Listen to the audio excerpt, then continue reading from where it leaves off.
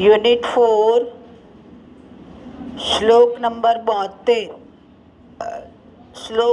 72 સત્ય અનૃતા 77 આરંભ ગુરવી 78 પ્રદાનમ પ્રચ્છન્નમ 80 ભવંતી નમ્રાસ 88 આજ્ઞા કીર્તિ હ એટલે બે ટપકા મૂકવાના. સંસ્કૃતમાં વિસર્ગને હ બોલાય, આખો ના બોલાય, પણ હું અહીંયા અટકું છું એટલે બોલું છું. આજ્ઞા કીર્તિ હ. 91 વિદ્યાનામ નરસ્ય 92 દાક્ષિણ્યમ સ્વજને 98 સિંહ શિશુ અપી.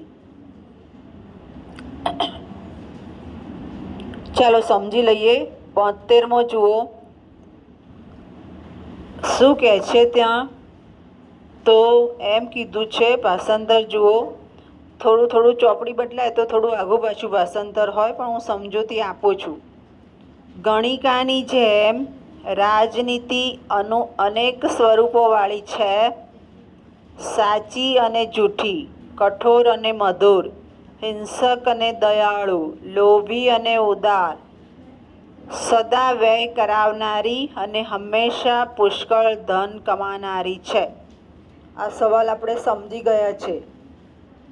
રાજનીતિ કેવી હોય તો આ આપણે મોટે ભાગે વાપરતા હોઈએ છીએ શબ્દ. કોઈ વધારે પડતી ચાલાકી કરે ને તો આપણે કહીએ પોલિટિક્સ ના વાપરીશ. તો પોલિટિક્સનો અર્થ જ છે કે ડ્યુઅલ ભાષા વાપરવી. ક્યારેક કોઈ એક પાર્ટીને સારું લાગે એમ બોલવું પડે, ક્યારેક બીજી પાર્ટીને સારું લાગે એમ બોલવું પડે. એનું એક સ્ટેન્ડ ના હોય. એટલે શું કહે છે કે ઘડીકમાં સાચું અને જૂઠું, ઘડીકમાં કઠોર અને ઉદાર, ડબલ બાજુ આવે છે. આ ડબલ બાજુ આવે છે શું છે તો રાજનીતિ છે. હવે આ રાજનીતિનો અર્થ જોઈએ તો શ્રેષ્ઠ રાજા છે એ શ્રેષ્ઠ રાજાને આ જરૂર પડે જ. કેમ તો ધારો કે ક્લાસમાં કોઈ હોશિયાર હોય તો એને બોલવાનું નથી.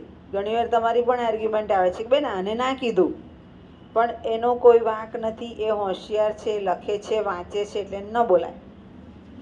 એટલે ત્યાં ઉદાર નીતિ આવી. અને જે બહુ જ સતત તોફાની હોય, વાતો કરતું હોય એને બોલીએ તો ત્યાં કઠોર વતણાયું. તો કહેવાનો અર્થ એ છે કે જ્યારે તમે કંઈક વહીવટ કરો છો તો સામેવાળા માણસને જોઈને પછી તમારે આચારમાં લેવું પડતું હોય છે. અને રાજા માટે તો આ બહુ જરૂરી બને છે. ત્યારે જે શ્રેષ્ઠ રાજા બને. ત્યાર પછી 77મો જોઈએ.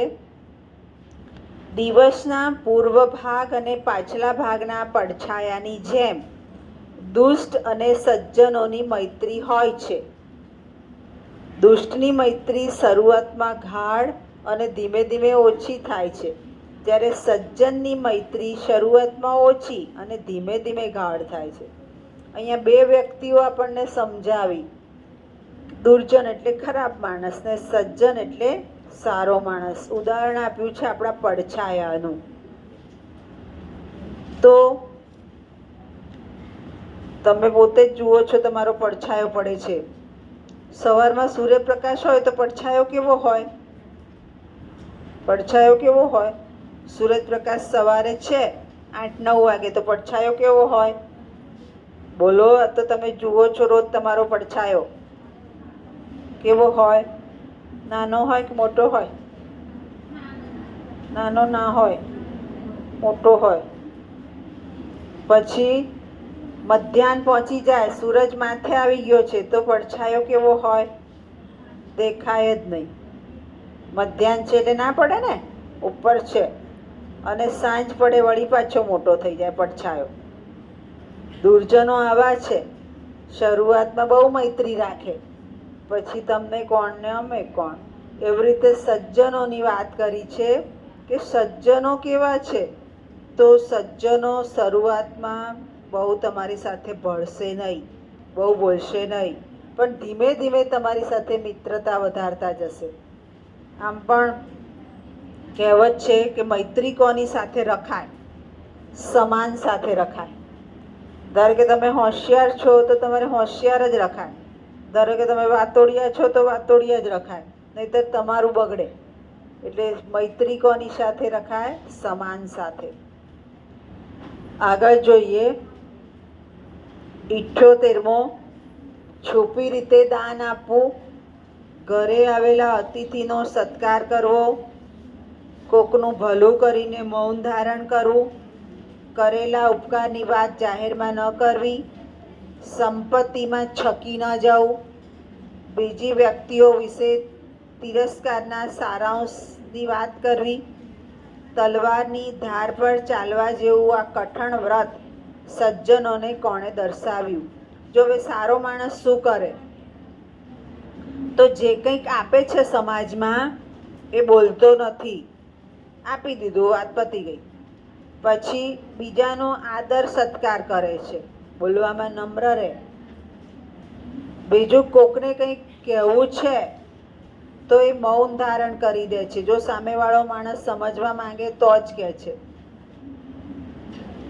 અને કોકની વાતને જ્યારે તિરસ્કાર કરવાનો હોય તો સારા અંશમાં કહી દે કે મને આંજોડ નહીં ફાવે, પણ એની ખરાબ વસ્તુઓ નહીં બોલે.